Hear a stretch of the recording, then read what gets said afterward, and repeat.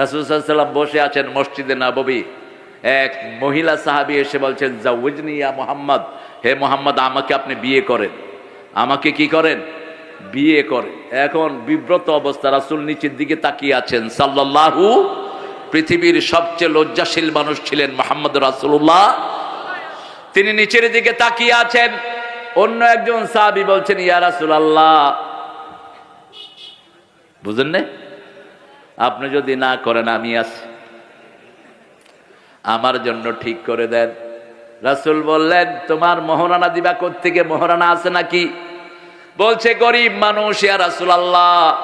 বলছে তোমার কাছে সূরা কাউসার আছে নাকি? আছে। সূরা জিলজাল আছে নাকি? আছে। সূরা কাফিরুন আছে নাকি? আছে। সূরা নসর আছে নাকি? আছে। রাসূল সাল্লাল্লাহু আলাইহি ওয়াসাল্লাম বললেন, এই মেয়ে তুমি তার সাথে বিয়ে বসে যাও। সুবহানাল্লাহ, হইল না?